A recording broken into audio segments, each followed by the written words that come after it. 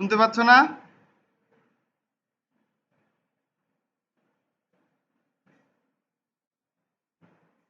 শুনতে পাচ্ছ না আমার কথা?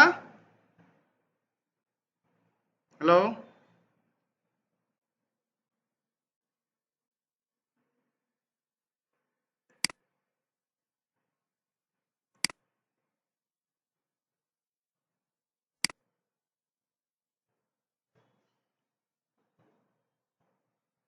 কিছু শুনতে পাচ্ছ কি না কেউ একটু বলো আমাকে।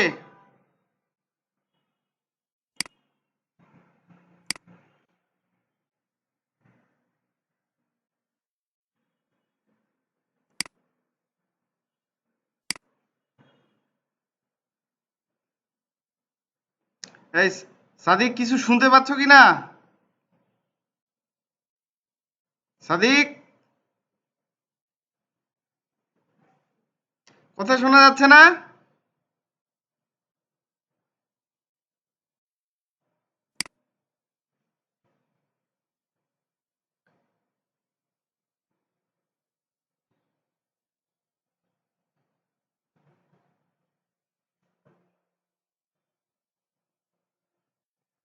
আচ্ছা, আমার কথা শুনতে পাচ্ছ কি না, না বললে কেমনে শুরু করব?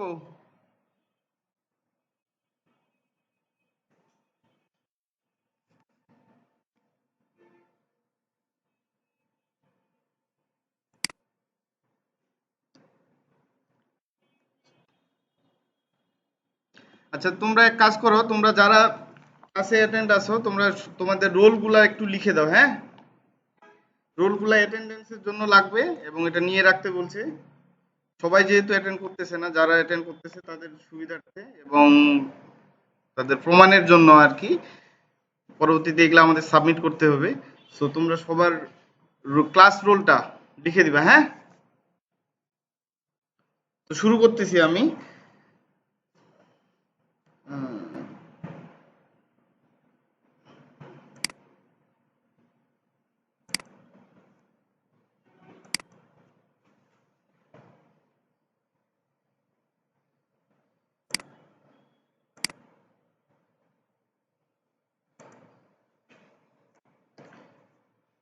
স্লাইড দেখতে পাচ্ছ?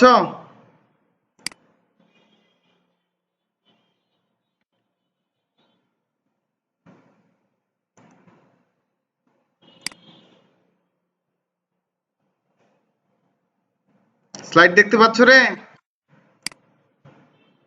বলবা বলবা, একটু বলিও, জানাইও, নাইলে তো আমি বুঝতে পারতেছি না।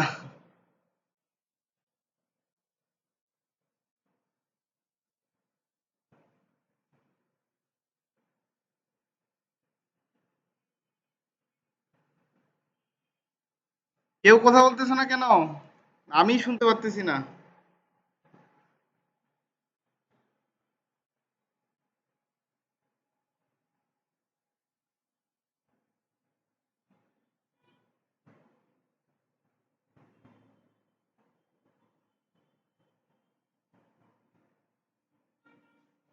সাদিক, লিখো তো, কমেন্টে লিখো তো, আমি শুনতে পাচ্ছি না তোমাদের কথা কেন?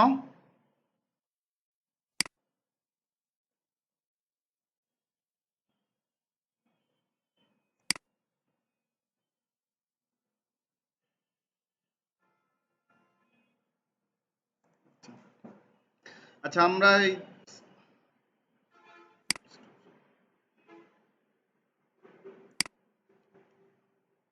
একটু শোনো, হ্যাঁ? আমি কলটা কেটে দিচ্ছি, তোমরা আবার জয়েন হও। আমি তোমাদের কথা শুনতে পাচ্ছি না, তো তোমাদের কথা না শুনতে পারলে কিভাবে কন্টিনিউ করব? ঠিক আছে? আবার জয়েন হও, একটু কষ্ট করো।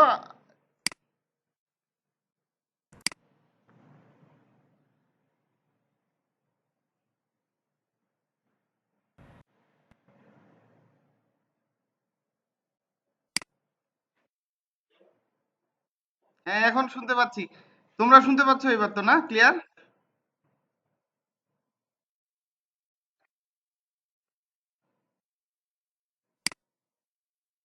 আচ্ছা আচ্ছা।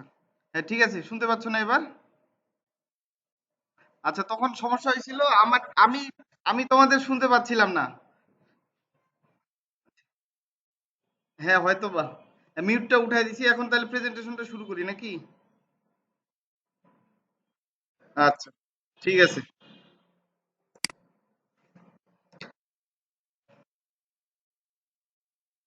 হ্যাঁ, ওইটাই ভালো হয়। আচ্ছা, তোমরা সবাই ইয়া করো, মিউট করো। যদি বলার যদি কারো বলার দরকার হয় তখন আনমিউট করে কথা বলবা, বলার শেষে আবার মিউট করে দিবা, ঠিক আছে? ভিডিওগুলো অফ করে রাখো, তাহলে ইয়া হবে, সুবিধা হবে আর কি, ইয়া দেখতে পারবা ভালো করে। তো আমি ইয়াতে স্লাইডে যাচ্ছি, হ্যাঁ।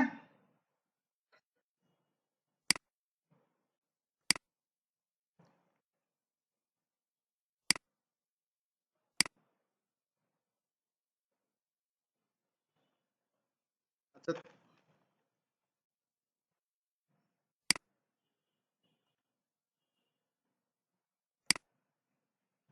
স্লাইড দেখা যাচ্ছে তো না? তোমাদের যে নবম অধ্যায় আছে সেই অধ্যায়ের উপর আজকে ক্লাস হবে। এর আগের যে অধ্যায়গুলো ছিল সেগুলাতে ইয়াতে তোমাদের ওই ইউটিউব যে চ্যানেল আছে সেই চ্যানেলে দেওয়া আছে ক্লাসগুলা।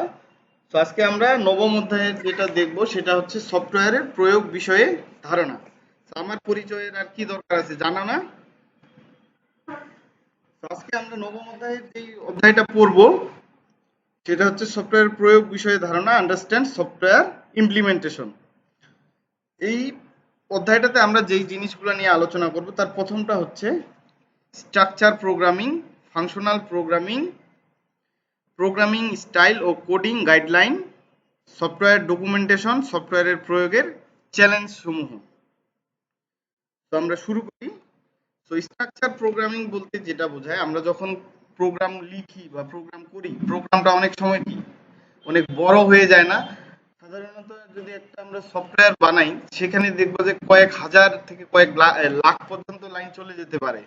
এখন এই যে অনেকগুলা লাইন নিয়ে আমরা যখন প্রোগ্রামটাকে কন্ট্রোল করব বা নিয়ন্ত্রণ করব তখন কি হবে, কোন প্রোগ্রামের ফ্লোটা কোথায় থেকে কোথায় গেছে, কোথায় আমরা প্রোগ্রামটাতে কি কাজ করছি সেটা যদি বুঝতে চাই তাহলে সেটা কি সহজে বোঝা যায় না, বা কোনো একটা ভুল হইলে সেটা খুঁজে বের করতে অনেক সময় লাগে। সো এই জন্যে আমরা গতানুগতিক প্রোগ্রামিংটা বাদ দিয়ে যদি স্ট্রাকচারাল ওয়েতে প্রোগ্রামিংটা করি তাহলে যেটা হবে যে আমাদের যেই প্রয়োজনীয় কোড বা যেই প্রোগ্রামিংটা আমরা করছি সেই প্রোগ্রামটাতে সহজে আমাদের কাঙ্ক্ষিত যেই জায়গাটা, যেই জিনিসটা আমরা খুঁজতেছি সেটা সহজে খুঁজে পাবো। সো এই জন্যে স্ট্রাকচারাল পদ্ধতি, যেটা প্রোগ্রামিং এর যে পদ্ধতিগুলো আছে তার মধ্যে তিনটা ধারণা সবচেয়ে বেশি ব্যবহৃত হয়। একটা হচ্ছে টপ ডাউন অ্যানালাইসিস, দ্বিতীয়টা modular programming, 3 number structural coding. তো এইগুলা সম্পর্কে আমরা পরবর্তী যে স্লাইডগুলো আছে সেগুলাতে দেখব। টপ ডাউন অ্যানালাইসিস কয়টা বলছি? তিনটা না? Top down analysis, modular programming, structural coding. প্রথম যেই ধারণাটা আমাদের আছে সফটওয়্যার ইঞ্জিনিয়ারিং এর সেটা হচ্ছে কি টপ ডাউন অ্যানালাইসিস। এই টপ ডাউন অ্যানালাইসিসের মধ্যে যেটা আছে, এখানে যেটা হয় প্রোগ্রামটা ফ্লো যেটা হয় বা প্রোগ্রামটা যেইভাবে আমরা কাজ করে সেটা উপর থেকে নিচের দিকে কাজ করে। যেমন আমরা যদি কোনো কোড লিখি, সাধারণত সি প্রোগ্রামিং এর কথা তো শুনছো সবাই, তাই না? প্রোগ্রামিং সিতে যখন আমরা কোড লিখছি বা পাইথনও ধরতে পারেন, পাইথনে সি ছিল না পাইথন ছিল আপনাদের?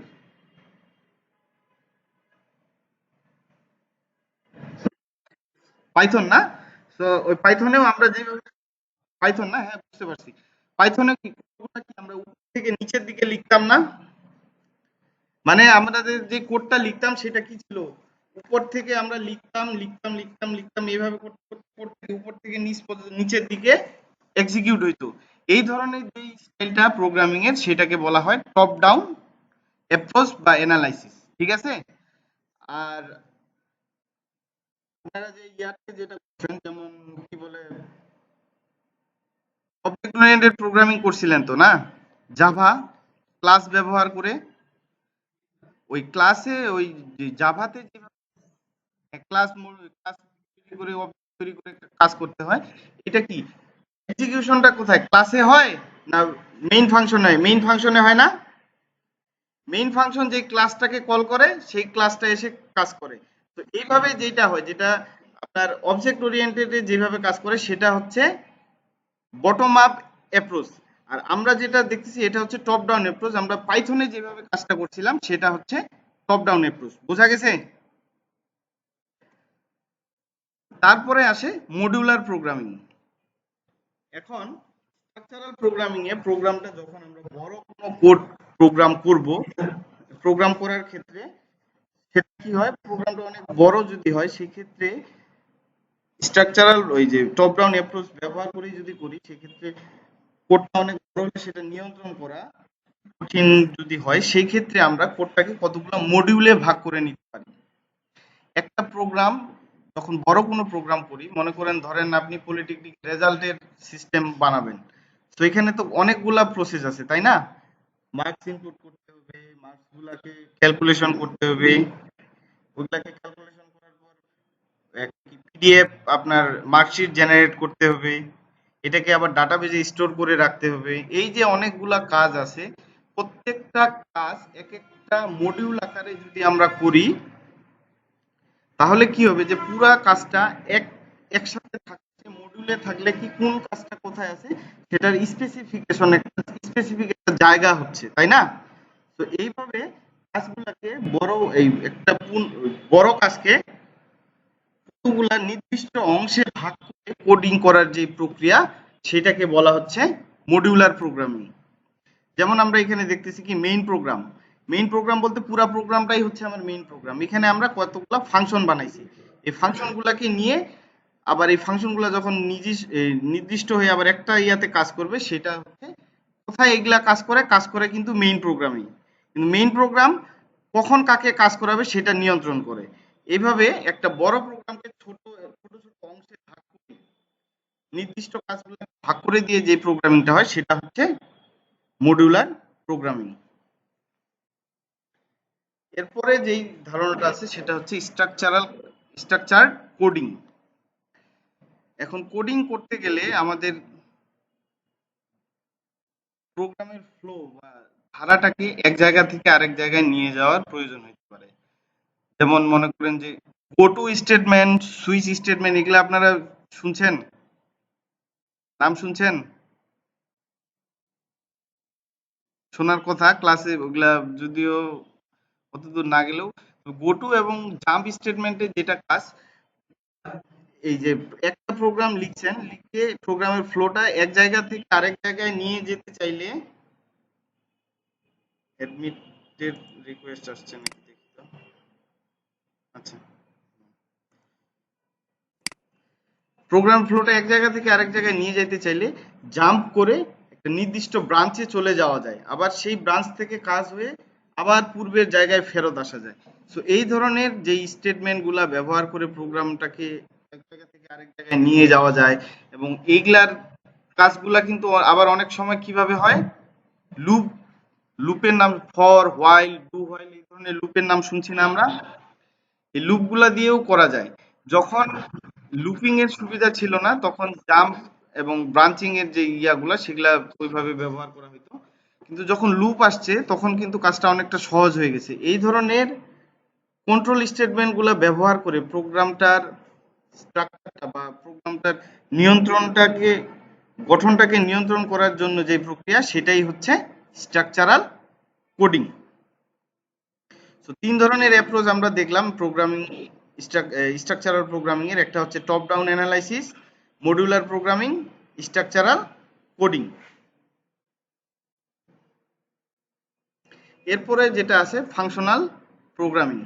আচ্ছা, তোমরা বইটার সাথে রাখতে পারো, কারণ এই যে একটা জিনিস কি, এইভাবে অনলাইনে ক্লাস নিতে কিন্তু সামনাসামনি ইন্টারেকশন না হলে যেটা হয় যে বিরক্ত লাগবে একটু বেশি। হ্যাঁ, বিরক্ত একটু হওয়া যাবে না, ধৈর্যটা ধরে রাখতে হবে। বোঝা গেছে?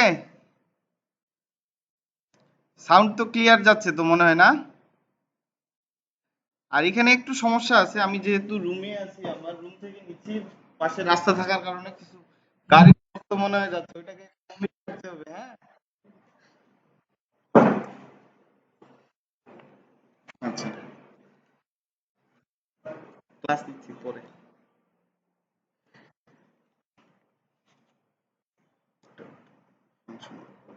আচ্ছা, ফাংশনাল প্রোগ্রামিং এর যেটা কথা বললাম আমি, ফাংশনাল প্রোগ্রামিংটা কি? ওই যে আমরা ওই যে মডুলার প্রোগ্রামিং যেটা শুনলাম বা দেখলাম ওইটারই একটা ক্লাসিফাইড। যে ফাংশনাল প্রোগ্রামিং বলতে আমরা কোনো একটা প্রোগ্রাম, বড় একটা প্রোগ্রামকে কতগুলা ছোট ছোট অংশে ভাগ করব, মডিউলে ভাগ করব, সেই মডিউলগুলোকে এক্সিকিউট করে আমরা আমাদের কাঙ্ক্ষিত যে রেজাল্ট সেটা পাবো। সো এই ধরনের যে কাজগুলা সেগুলা যখন আমরা কোনো একটা ওই মডিউল আকারে করব সেইটাকে বলা হচ্ছে ফাংশনাল প্রোগ্রামিং। এখন এই ফাংশনাল প্রোগ্রামিং এর কতগুলা ভাগ আছে সেই ভাগগুলো আমরা দেখতে পাচ্ছি। সো এই প্রথমটা যেটা আছে first class and high order function. এটা যেটা করে ফাংশনগুলো অন্য ফাংশনকে আর্গুমেন্ট হিসেবে গ্রহণ করতে পারে, আবার ফলাফল হিসেবে অন্য ফাংশনে রিটার্ন করতে পারে। মানে কোনো এই ফাংশনটা আমরা এখানে কাজ করতেছি সেই পুরো ফাংশনটাই আরেকটা ফাংশনের আর্গুমেন্ট। আর্গুমেন্ট বলতে কি বোঝায়? একটা ফাংশন আমরা যদি লিখি, ফাংশনের প্যারেনথেসিসের মধ্যে যে জিনিসগুলো আমরা শেয়ার করি, যেমন সেটা ভেরিয়েবল হইতে পারে, আবার এক্ষেত্রে যদি আমি পুরা ফাংশনটাকেই সেখানে শেয়ার করতে চাই, এই ধরনের যদি কোনো ফাংশন আমরা তৈরি করি, সেটাই হচ্ছে ফার্স্ট ক্লাস এবং এন্ড হাই অর্ডার ফাংশন। এবং এগুলা সাধারণত স্পেসিফিক মানে বিশেষ কাজে এই ফাংশনগুলো ব্যবহার করা হয়, সব সময় হয় না। পিওর ফাংশন বলতে যেটা বোঝায়, যেই ফাংশনটাতে প্যারামিটার হিসেবে কিছু ভেরিয়েবল গ্রহণ করবে বা ভ্যালু গ্রহণ করবে এবং সেটা সেই ভ্যালু এবং ভেরিয়েবল গুলাকে অ্যাক্সেস করে সেগুলাকে প্রসেস করে সে একটা রেজাল্ট জেনারেট করে যেখানে এই ফাংশনটা কল হবে সেখানে একটা রেজাল্ট সে রিটার্ন করে দিবে। এই ধরনের যে ফাংশনটা সেটা হচ্ছে পিওর ফাংশন। যেমন আমরা মনে করেন একটা ফাংশন নিলাম, দুইটা সংখ্যা যোগ করার ফাংশন। এটাতে প্যারামিটার হিসেবে আমরা দুইটা ভেরিয়েবল পাঠায় দিব এবং এই ফাংশনটা কি করবে, এই দুইটা ভেরিয়েবলকে নিয়ে সেই দুইটা ভেরিয়েবলকে যোগ করে তার যেই রেজাল্টটা, সামেশন রেজাল্টটা, সেটাকে রিটার্ন করবে। এই ধরনের যদি একটা ফাংশন হয় সেটা হচ্ছে পিওর ফাংশন। হ্যাঁ, শুনতে পাচ্ছ না?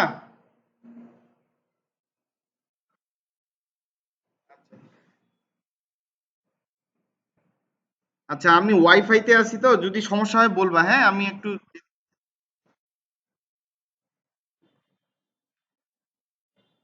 আচ্ছা, সবার অডিও গুলা যদি অফ না হয় তাহলে কিন্তু ইয়া হবে, নয়েজ হবেই। এমনিতেও ওইখানে অনেকটা নয়েজ আছে, তখন ওই বুঝতে সমস্যা হবে। নূর নবী, আমারটা অফ করো,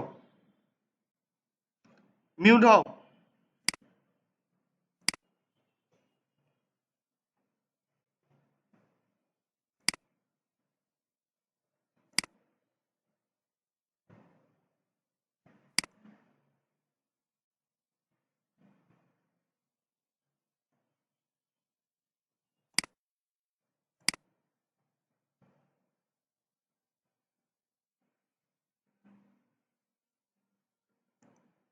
আচ্ছা, এখন কি শুনতে পাচ্ছ? আচ্ছা, এরপরে আমরা ইয়াতে যাব, কি বলে,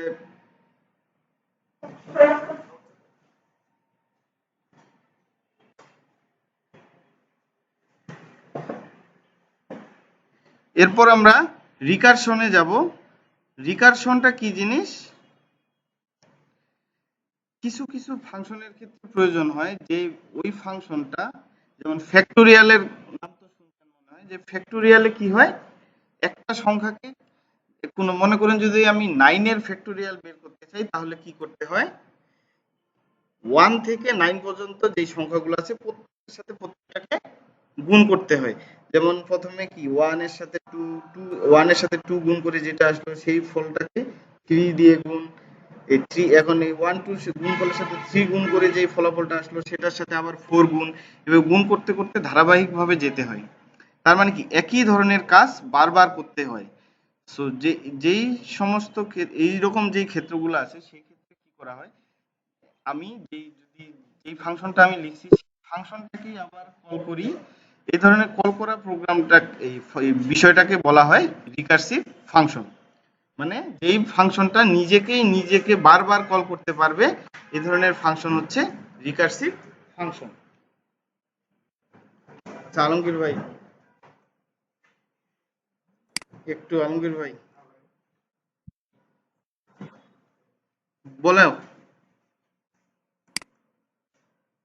ইয়া করেন তো একটু। নিজেই নিজেকে বারবার কল করতে পারবে। এই ইয়াতে যে যেটা ভালো ওইটাতে কানেক্ট করে দেন তো, এটাতে ইয়া পাসওয়ার্ড ইয়া কি আছে, ভিপি দেন আপনি দেন।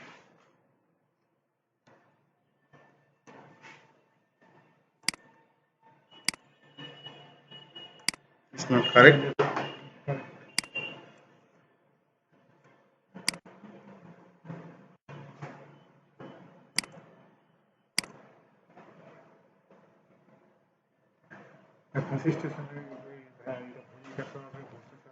হ্যাঁ সবাই, হ্যাঁ হ্যাঁ। আচ্ছা তখন এইবারে, এখন, আচ্ছা তখন একটু সমস্যা ছিল। আচ্ছা হ্যাঁ, কি সাদিকুল কি, কি রে সাদিকুল, ডাকতেছ রে? আছে নাই সাদিকুল কে? আসো, আসো না? আচ্ছা, রিকার্সিভ ফাংশনটা কি?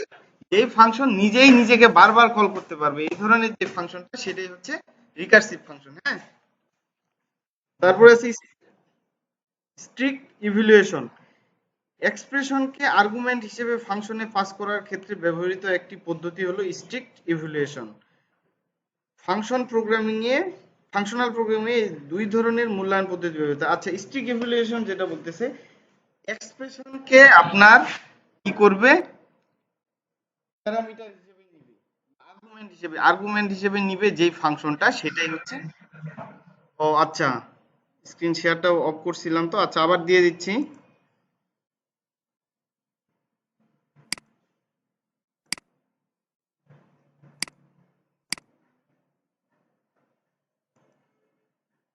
এখন দেখা যাচ্ছে? আচ্ছা, এখন দেখতে পাবো। স্ট্রিক ইভ্যালুয়েশনটা কি? এক্সপ্রেশন গুলাকে আর্গুমেন্ট হিসেবে নিতে পারবে যে ফাংশনটা, সেটাই হচ্ছে স্ট্রিক ইভ্যালুয়েশন। সো এটা অত ডিটেলসে আমরা না জানলেও চলবে, জাস্ট খালি ধারণাটা নিয়ে রাখো। এরপরে আছে যে প্রোগ্রামিং এর আমাদের যে স্টাইল গুলো আছে, প্রোগ্রামিং যখন আমরা করব কিভাবে করব এবং কি গাইডলাইন গুলো আমরা ফলো করব সেগুলা এখানে আছে। এখন দেখেন আমরা অনেকেই কিন্তু কোড লিখে যেটা হয়, কোডের যখন ডিবাগিং করতে যান বা কোনো ভুল ত্রুটি ধরতে যান, তখন কারো ভুলগুলা কি সহজে ধরা যায়, আর কারোটা সহজে ধরা যায় না। যেমন কন্ট্রোল স্টেটমেন্ট গুলার ক্ষেত্রে যদি আমরা বলি, যেমন ফর লুপ, হোয়াইল লুপ, তারপরে আপনার ইফ ইলস যেগুলো আছে, সেই ক্ষেত্রে যেটা হয়,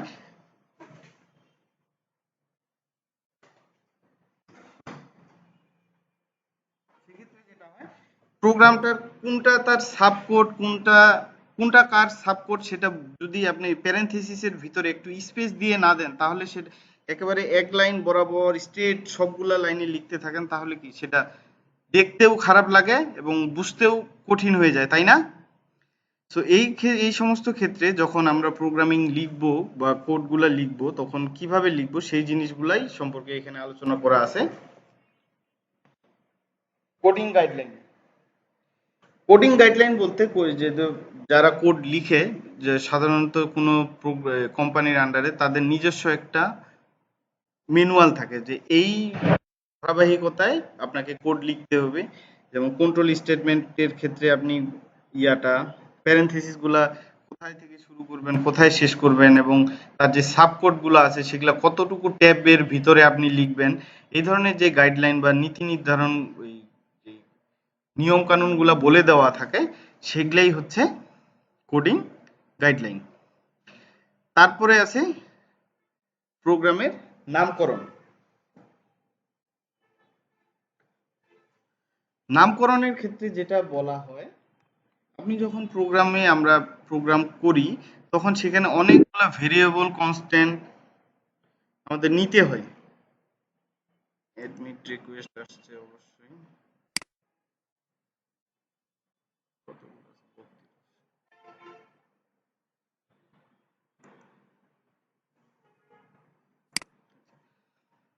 অনেকগুলো ভেরিয়েবল, কনস্ট্যান্ট বা এই জিনিসগুলা বা ওই কি বলে ফাংশনের নাম আমাদের লিখতে হয়। এই নামগুলা যখন লিখবো তখন আমাদের যেটা খেয়াল রাখতে হবে যে নামগুলা যেন অবশ্যই কাজের সাথে সঙ্গতিপূর্ণ হয় বা কাজের যেই কাজটা করতেছি সেটাকে বোঝানো যায়। রিলেটিভ হয়, নামটা রিলেটিভ হয়, হ্যাঁ হ্যাঁ। যেমন আপনার কাজ করতেছেন, আপনি যোগের নাম দিলেন শফিক, তাহলে ওই ফাংশনটাকে যদি আপনি খুঁজতে চান, প্রোগ্রামটা আপনি ছাড়া অন্য কেউ যদি খুঁজে তাহলে কি হবে, ওটা একটু ওই ফাংশনটা খুঁজে পাইতে তার কষ্ট হবে। যদি আপনি এডিশন দেন বা সামেশন দেন এইরকম নাম দেন তাহলে কি সে যে এইখানেই যোগের ফাংশনটা আছে এটা কি বুঝতে তার সহজ হবে। তারপরে যেটা আছে স্পেসকরণ। স্পেস কোনো লাইনের শুরুতে বাম দিকে কতগুলো স্পেস হবে তা বলে দেয়। এক্ষেত্রে দুটি হোয়াইট স্পেস বা সিঙ্গেল ট্যাব ব্যবহার করা হয়। স্পেসকরণ বলতে কি আপনার কোডিংটা কতটুকু জায়গা ছেড়ে দিয়ে শুরু হবে সেটাই হলো স্পেসকরণ।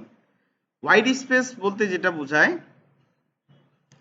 যখন আমরা একটা একটা ওয়ার্ড থেকে আরেকটা ওয়ার্ডকে আলাদা করতে যাই, এই দুইটার মাঝখানে আমরা যেই স্পেসটা দিয়ে থাকি, মানে যে ফাঁকা অংশটা থাকে সেটাকে বলা হয় হোয়াইট স্পেস। এরপরে যেটা আছে অপারেটর।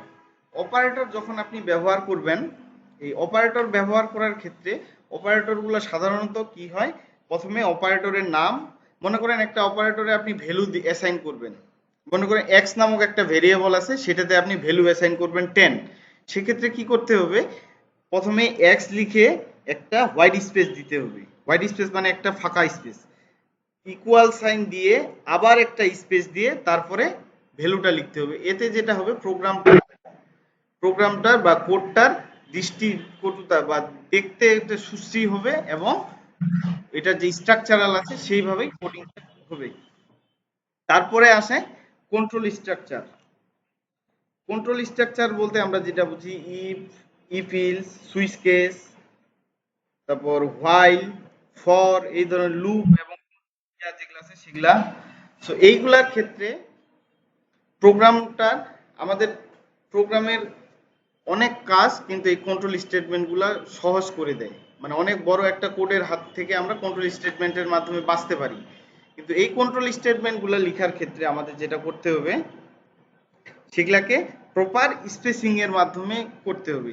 কোনটা কার সাবে আছে, মানে কার আন্ডারে কে কাজ করতেছে সেটা যদি আমরা একটু স্পেসিং এর মাধ্যমে নির্ধারণ করে দিতে পারি তাহলে সেটা প্রোগ্রামটা দেখতে সুন্দর হবে এবং কাজটা অন্যকে বুঝাইতে এবং নিজে বুঝতেও সহজ হবে। এরপরে আছে লাইনের দৈর্ঘ্য। লাইনের দৈর্ঘ্য বলতে যে আমরা যেটা বুঝি যে একটা লাইন আমরা কত বড় করব। একটা লাইনে আমরা কোড লিখতেছি, লিখতে লিখতে লাইনটা তো মানে আমরা কত দূর পর্যন্ত নিয়ে যাব, নিয়ে গেলে সেটা যারা দেখতেছে বা যারা কোডটা নিয়ে পরবর্তীতে কাজ করবে তাদের জন্য মানে কি সুবিধাজনক হবে, এই ধরনের কত বড় হবে সেটাই হচ্ছে লাইনের দৈর্ঘ্য। সাধারণত 80টা ক্যারেক্টারের উপরে নিলে সেটা একটু খারাপ হয়ে যায়। 80 ক্যারেক্টারের মধ্যে রাখতে পারাটা ভালো হয়। এমন না যে একটা লাইন কিন্তু আমাদের যদি 80 ক্যারেক্টারের বেশি হয়ে যায় লাইনটাতে, সেই লাইনটা কিন্তু আমরা নিচে লিখার অনেক ওয়ে আছে। একটা স্টেটমেন্টকে ভেঙে নিচে লিখা যায় না। তো এই ধরনের ওয়ে ব্যবহার করে আমরা কি করব, একটা লাইনকে বেশি বড় করব না যাতে সেটা আমার কম্পিউটার স্ক্রিনের বাইরে চলে যায়, যে আমাকে স্ক্রল করে যায় দেখতে হচ্ছে, এমন যাতে না হয় সেই দিকে লক্ষ্য রাখতে হবে। ফাংশন। ফাংশনটা যেটা জিনিস, যে ফাংশনটা তো আমরা আগেও বলছি যে মডিউল আকারে কাজ করার জন্য ছোট ছোট অংশে ভাগ করে প্রোগ্রামটা করার জন্য যেটা ব্যবহার করা হয় সেটাই হচ্ছে ফাংশন। এই ফাংশনের প্যারামিটার এবং এই যে রিটার্ন করতেছে সেই নামগুলা যথাযথভাবে দিতে হবে এবং এখানে প্যারামিটার আমরা পাস করতেছি না, এখানে ওই যে রেফারেন্স হিসেবে অনেক সময় কি ভ্যালু পাস করা যায়, আরেক সময় কি রেফারেন্স পাস করা যায়, মানে মেমোরি অ্যাড্রেসটাকে পাস করা যায়। কি কোনটা করতেছি সেই জিনিসটা ক্লিয়ার কনসেপ্ট নিয়েই ফাংশনের কাজগুলা করতে হবে। এরপরে আছে ভেরিয়েবল। এই ভেরিয়েবলটা বিভিন্ন ধরনের ভেরিয়েবলের কাজটা কি, কোনো একটা ভ্যালু ধরার জন্য যে আমরা যে যেগুলা ডিক্লেয়ার করি সেগুলাই হচ্ছে ভেরিয়েবল। এই ভেরিয়েবলটা ওই নামকরণটা যথোপযুক্ত হইতে হবে এবং একই একই নামের ভেরিয়েবল দুইবার ডিক্লেয়ার করা যাবে না। নামটা কি ইউনিক হইতে হবে এবং ভেরিয়েবল ডিক্লেয়ারের জন্য কিছু নিয়ম কানুন আছে, যেমন সেটা কি শুরুতে নাম্বার হইতে পারবে না এবং ভেরিয়েবলের নামের মাঝখানে কোনো স্পেস দেওয়া যাবে না। ভেরিয়েবলটা একটাই হইতে হবে নাম, সেটাতে কোনো স্পেস থাকবে না। যদি এমন হয় যে আমার দুইটা অংশে ভাগ করব, সেই ক্ষেত্রে প্রোগ্রামিং এর ডিফারেন্সে মানে এক এক প্রোগ্রাম এক এক ভাবে সাপোর্ট করে। কোথাও ডট ব্যবহার করা হয়, কোথাও আন্ডারস্কোর ব্যবহার করে আমরা ভেরিয়েবলের নামটাকে দুইটা ওয়ার্ডকে একসাথে করতে পারি। তো সেটা যেই প্রোগ্রাম যেভাবে সাপোর্ট করে সেভাবে আমাদের করতে হবে। আরেকটা ভালো পদ্ধতি টেকনিক আপনারা ব্যবহার করতে পারেন, যেমন যে মনে করেন আপনি লিখবেন, মনে করেন যে ঠাকুরগাঁও পলিটেকনিক ইনস্টিটিউট নামে, যদি এত বড় ভেরিয়েবল নেওয়া যাবে না বা না নেওয়া ভালো, আমি জাস্ট উদাহরণের জন্য বলতেছি। সেক্ষেত্রে ঠাকুরগাঁও লিখলেন, এরপরে কি আছে, পলিটেকনিক পলিটেকনিক আছে না, এই পলিটেকনিকের পিটা শুধু আপনি বড় হাতের দিবেন, বাকিগুলা ছোট হাতের দিবেন। পলিটেকনিক লেখা শেষ হলে এরপরে কি ইনস্টিটিউট, এই ইনস্টিটিউটের আইটা বড় হাতের দিবেন, পরেরটা ছোট হাতের দিবেন। হ্যাঁ, এর ফলে যেটা হয় যে আদ্যক্ষরটা যেখানে আপনি বড় হাতের দেখবেন, মানে যেই ওয়ার্ডটা বড় হাতের দেখবেন সেখান থেকে আপনি বুঝতে পারবেন যে এইখানের পরেরটা হচ্ছে আরেকটা ওয়ার্ড। এইখান থেকে পরেরগুলো যখন আবার প্রথমটা বড় দিয়ে পরেরটা ছোট দিলেন, তারপর আবার যেটা বড় হাতের ওয়ার্ড আসবে সেটা থেকে বুঝতে পারবেন যে এটা পরবর্তী ওয়ার্ড। এইভাবে করেও আপনারা ভেরিয়েবল গুলাকে, বড় কোনো যদি ভেরিয়েবল নেওয়ার প্রয়োজন হয় সেক্ষেত্রে এইভাবে করতে পারেন। আরেকটা যেটা প্রোগ্রামিং এর গাইডলাইন্স এর মধ্যে আছে যে কমেন্টস। কমেন্টস কিন্তু খুব জরুরি, কারণ আপনি একটা কাজ আজকে করলেন, এটা যদি 10 মাস পরে আপনি আবার সেই কাজটা করতে হয়, তখন আপনারও হয়তো কোডিংটা কিভাবে করছেন সেটা সম্পর্কে একটু ধারণা নাও, ভুলেও যেতে পারেন। তো সেই ক্ষেত্রে আপনি কি কাজটা করতেছেন সেটা যদি কমেন্টস আকারে, মানে প্রোগ্রামের ওই কমেন্টসটা কি করে সেটা প্রোগ্রামের লাইন হিসেবে কাউন্ট হয় না, জাস্ট ওই প্রোগ্রামটা কি লিখছেন বা কোডটা কি লিখছেন সেটাকে ডকুমেন্টেশন করার জন্য ব্যবহৃত যে লাইনগুলা সেগুলাই হচ্ছে কমেন্ট। যেমন আমরা পিএসপিতে অথবা পিএসপিতে যেটা করি, কি করি, সামনে দুইটা ডবল স্ল্যাশ দিয়ে যেটা লিখি সেটা কি কখনো এক্সিকিউট হয়? হয় না। সেটা ওই লাইনটা কি কাজ করছে সেটা বোঝানোর জন্য ব্যবহৃত হয়, তাই না? পাইথনেও তো তাই না? হ্যাঁ, হ্যাশট্যাগ, পাইথনে হ্যাশট্যাগ। সো এই ধরনের বিভিন্নখানে বিভিন্নভাবে ব্যবহার করা হয়, যেখানে যেটা আছে সেইভাবে কমেন্ট করলে কি হয় যে আপনি পরবর্তীতে কাজ কি করছেন সেটা এই কমেন্টটা পড়লেই আপনার কাজটা, ধারণাটা ক্লিয়ার হয়। সো এই গেল আমাদের প্রোগ্রামিং স্টাইল এবং কোডিং এর গাইডলাইন। তারপরে আমরা দেখব সফটওয়্যার ডকুমেন্টেশন। সফটওয়্যার ডকুমেন্টেশন জিনিসটা কি, যে আপনার যখন আমরা সফটওয়্যার তৈরি করি বা সফটওয়্যারটাতে কি কাজ হচ্ছে কাজ করি, এর জন্য কয়েক ধরনের ডকুমেন্ট আমাদের সংগ্রহ করতে হয়। যেমন সফটওয়্যারটা যখন আমরা বানাতে যাব তখন শুরুতে কি লাগে, সফটওয়্যারটা কি কিভাবে কাজ করবে, এটাতে কি কি জিনিসপত্র লাগবে, মানে ওইটা রিলেটেড। হ্যাঁ, মানে ওইটা আগে কিভাবে ম্যানুয়ালি কাজ হইতো সেটার যে রিলেটেড ডকুমেন্ট গুলা সেগুলা আমাদের লাগবে। সেই ডকুমেন্ট গুলা যে আমরা নিব সেটাকে বলা হয় রিকোয়ার্ড ডকুমেন্ট বা প্রয়োজনীয় ডকুমেন্টেশন। যেই ডকুমেন্টেশনের উপর বেস করে আমরা সফটওয়্যারটাকে তৈরি করব, বা যেই ডকুমেন্ট গুলাকে অ্যানালাইসিস করে আমরা সফটওয়্যারটা তৈরি করব সেগুলাই হচ্ছে প্রয়োজনীয় ডকুমেন্টেশন। বোঝা গেল? এরপরে আছে software design documentation. Software design ডকুমেন্টেশনটা কি জিনিস, যে আমরা যেই সফটওয়্যারটা বানাবো সেই সফটওয়্যারটা বানানো কিভাবে বানাইলাম, কোন ফাংশন ব্যবহার করলাম, কোন ফাংশনে কি প্যারামিটার দিলাম, এই ধরনের যেই ইয়াগুলা আছে ডকুমেন্টেশনটা, মানে সফটওয়্যারটা কিভাবে আমি তৈরি করছি এই রিলেটেড যে ডকুমেন্টেশনটা আমি তৈরি করব সেটা হচ্ছে সফটওয়্যারের ডিজাইন ডকুমেন্টেশন। বোঝা গেছে? হ্যাঁ, ফিচারটা কেমন হবে, কি কি ফাংশন আছে, কোন ফাংশনের আন্ডারে আছে, সেই জিনিসগুলো ডিটেইলসে যেটা থাকবে সেটা সফটওয়্যার ডিজাইন ডকুমেন্টেশন। এরপরে আছে প্রযুক্তিগত ডকুমেন্টেশন।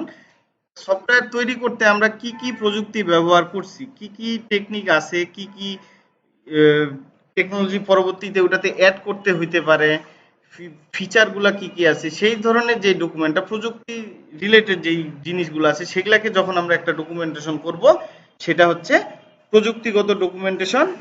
সবার শেষে যেটা আছে ব্যবহারকারীর ডকুমেন্টেশন। সবগুলা ডকুমেন্টেশনে কিন্তু আলাদা আলাদা। যেমন যে ব্যবহার করবে তার কিন্তু জানার দরকার নাই কোন ফাংশনটা কোথায় আছে, কার আন্ডারে কোন ফাংশন আছে, আগে কিভাবে কাজ হয়েছিল, সেগুলা কোনো দরকার নাই। যারা ব্যবহারকারী ডকুমেন্টেশনটা এমন হবে যে কিভাবে সে সফটওয়্যারটাতে কাজ করবে, কোন বাটনে ক্লিক করলে কি রেজাল্ট আসবে, কোথায় আমাকে ইনপুট দিতে হবে, কোথায় থেকে আমি ওই ইনপুটের আউটপুটটা প্রিন্ট করে নিব। যেমন ওই যে টিভি, ফ্রিজ এগুলা কিনলে সাথে একটা আমাদের বই দেয় না, বইয়ে বলা থাকে কিভাবে রিমোটটা কাজ করবে, কোথায় ব্যাটারি লাগাইতে হবে রিমোটের, এই ধরনের যে ডকুমেন্টসটা মানে ব্যবহার করবে কিভাবে আমি কাজটা, সেটা যেখানে থাকে সেটা হচ্ছে ব্যবহারকারীর ডকুমেন্ট। আনইনস্টল, হ্যাঁ হ্যাঁ। তারপরে ওইটাতে কিভাবে ডাউনলোড করব, কিভাবে ওইটাতে আমি আরো নতুন কাজ করতে পারবো, মডিউল বানাইতে পারবো, এই জিনিসগুলোতে আর। তারপরে একটা আছে সফটওয়্যার গুলো যে আমরা বানাচ্ছি, এগুলা বানানোর এই যে ক্ষেত্রে যেই প্রয়োগের ক্ষেত্রে যে চ্যালেঞ্জ গুলা থাকে, প্রথমটা হচ্ছে কোড পুনঃব্যবহার। যেমন আমি একটা সফটওয়্যার বানাইলাম, এই সফটওয়্যারটা বানাইলাম, যে বানাইলাম এখানে যে কোডগুলা লিখছি, এই সেম ধরনের কোড যদি আমার পরবর্তীতে অন্য কোথাও ব্যবহার করার প্রয়োজন হয় বা অন্য কোনো সফটওয়্যারে লাগে, তখন যাতে আমি আগের সফটওয়্যারে যেই কোডগুলা লিখছি সেই কোডগুলা আমার বর্তমান যেই সফটওয়্যার বা প্রোগ্রাম বানাবো সেটাতে আমি ব্যবহার করতে পারি, এই ধরনের যদি এইভাবে যদি আমি কোডটা লিখি সেটাকে বলা হয় কোড পুনঃব্যবহারযোগ্যতা, রিইউজেবিলিটি। সো এই ধরনের রিইউজেবিলিটি না থাকলে যেটা হয় আমাদের কাজ অনেক বেশি করতে হয়, একই কাজ বারবার করতে হয়। সো এই ধরনের সমস্যা যাতে আমাদের না হয় সেই জন্য আমরা কি করব, কোড পুনঃব্যবহারযোগ্য করে কোডগুলাকে লিখব, মানে স্ট্রাকচারাল ওয়েতে লিখব।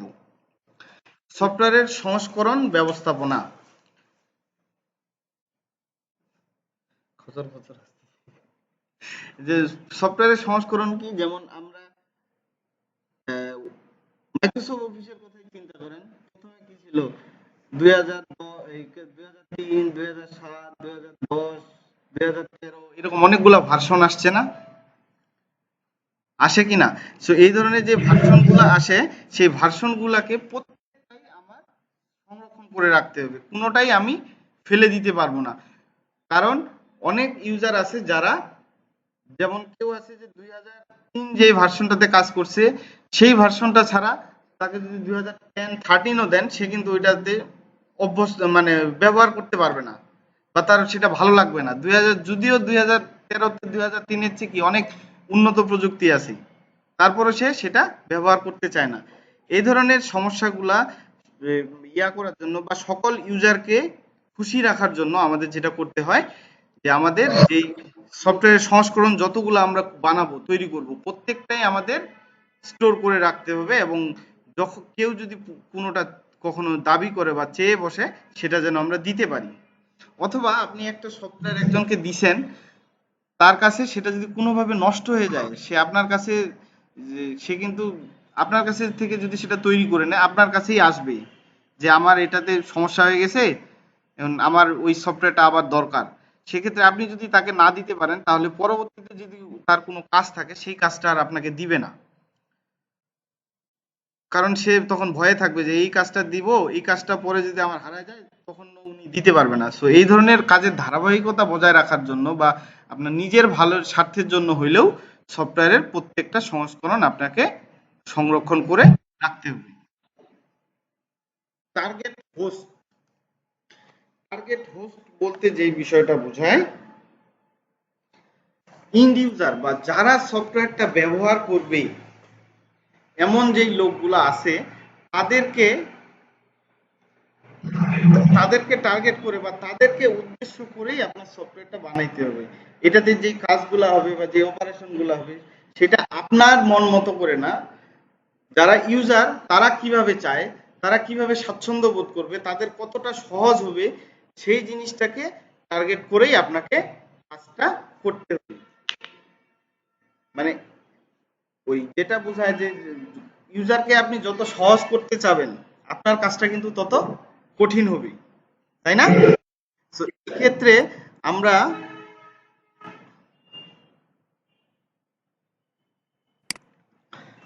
আমরা কি করব, যে ইউজারকে প্রাধান্য দিয়ে ইউজারের সর্বোচ্চ সুবিধাটাকে চিন্তা করে আমরা যে কাজগুলা করব, সর্বোচ্চ সুবিধাটা মাথায় রেখে আমাদের কাজগুলা করতে হবে, যাতে ইউজার সহজে সফটওয়্যারটা ব্যবহার করতে পারে, এই ধরনের চিন্তা ভাবনা থেকে। বোঝা গেছে? এই হচ্ছে সফটওয়্যার প্রয়োগের চ্যালেঞ্জ সমূহ এবং অধ্যায়ের মোটামুটি শেষের দিক। সো বুঝতে কি কারো কোথাও ইয়া হয়েছে? মানে বলছি এগুলা বুঝতে পারো নাই কোনো স্লাইডে? নাম্বার বললে বলো।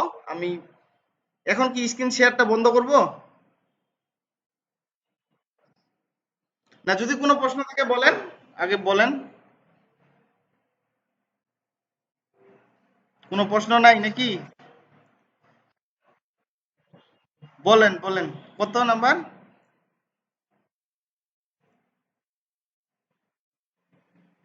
Functional programming. ফাংশনাল প্রোগ্রামিং না? 7 নাম্বার, 7 নাম্বার স্লাইড না? একেবারে উপরের 7 নাম্বার স্লাইড না? ফাংশনাল প্রোগ্রামিং ওই যে মডিউল। আচ্ছা, স্ট্রিক্ট ফাংশন না? আচ্ছা, ফাংশন ব্যবহার করলে ফাংশনটা যে একটা কাজ করবে, মানে ফাংশনটা অনেকটা কি ছাঁচের মতো। ছাঁচ বুঝেন তো? ভাস্কর্য বানাইতে দেখছেন? ওখানে কি করা হয়, একটা মূর্তি মানে মুখের একটা ইয়া থাকে, ছাঁচ থাকে, ওইখানে আপনি মাটিটা যদি দেন, তাহলে কি হবে, মাটিটা চাপে দিলে ওই ভিতরে যে ছাঁচটা আছে ওই ছাঁচ অনুযায়ী সে একটা আকার ধারণ করে আকার ইয়া হয়ে বের হয়ে আসে, তাই না? তো ওই যে আপনি যেই জিনিসটা ওইখানে ফাংশন হচ্ছে, ওই ছাঁচটা, এর মধ্যে কিছু আপনাকে কিছু মেটেরিয়ালস দিতে হয় না? যেই মেটেরিয়ালসটা ওই ছাঁচটার মধ্যে হয়ে বের হয়ে আসে, তো ওইটাই হচ্ছে আপনার আমরা যেই জিনিসটা ওখানে মেটেরিয়ালস হিসেবে দেই, সেটাই হচ্ছে আমার আর্গুমেন্ট বা প্যারামিটার। এই আর্গুমেন্ট বা প্যারামিটার হিসেবে যখন আমরা রেফারেন্স ভ্যালু দিব,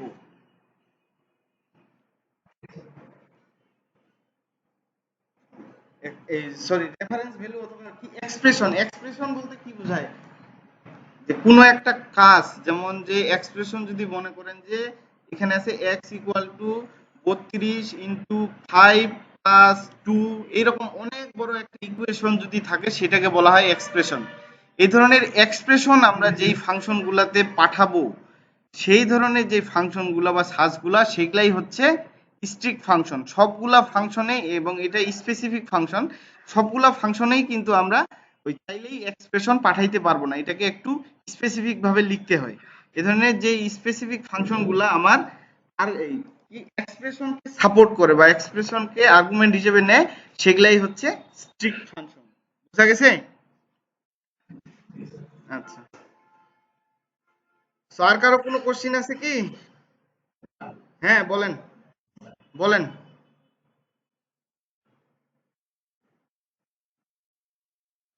হ্যাঁ, হ্যাঁ, first class and higher function বলেন।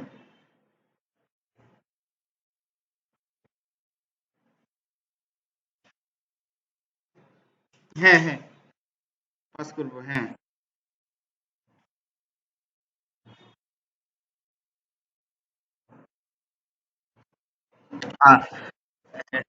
পিএসপি তে যায়। আচ্ছা, এটা হচ্ছে কি, সবগুলা ফাংশন সবগুলা ইয়াতেই যে সব ফিচার থাকে এমন না। কিছু কিছু প্রোগ্রামিং ল্যাঙ্গুয়েজে ফিচার, ওইরকম ফিচার থাকে, কিছুটাতে থাকে না।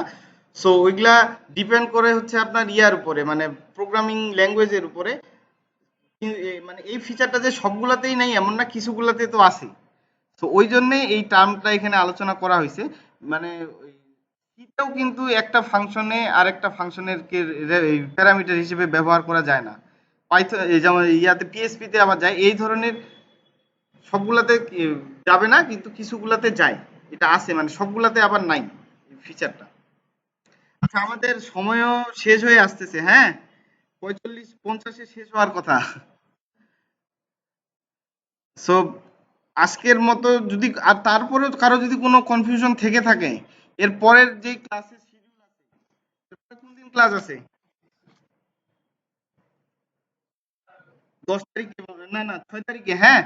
ওই দিন আমরা এই এই আগে এই অধ্যায়ে এই প্রেজেন্টেশনের বা এই যে ক্লাসটা হইলো এটার উপরে যদি কোনো সমস্যা থাকে সেটা নিয়ে আগে আলোচনা করব, তারপরে পরবর্তী যে অধ্যায় আছে সেটাতে যাব, হ্যাঁ। সো আজকে, হ্যাঁ, ইউটিউব চ্যানেলে দিয়ে দিব আমি এটা আপনাদের সুবিধার জন্য। আপনাদের ইয়াটা আমি স্লাইডটাও দিয়ে দিব। আপনারা এক কাজ করেন, আমি ইয়াটা তাহলে মিউট করতে, স্টপ করতেছি, হ্যাঁ। আচ্ছা,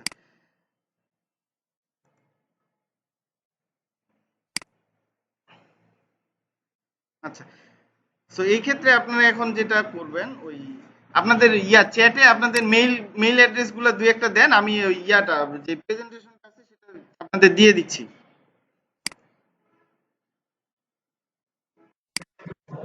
হ্যাঁ, এটা দিয়ে দিব আপনাদের ওই ইয়াটা দেন, কি বলে, ইমেইল গুলা দেন, আমি ওটা থেকে নিয়ে দিয়ে দিচ্ছি।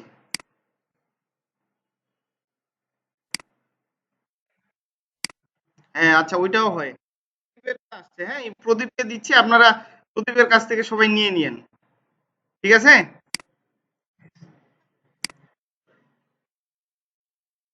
দেওয়া হয়েছে না? আচ্ছা। সো কি, অনেকক্ষণ বিরক্ত করলাম না? বোরিং লাগলো খুব? সো ঠিক আছে, সবাই ভালো থাকবো। আলমগীর স্যার বিরক্ত হয়ে গেছে।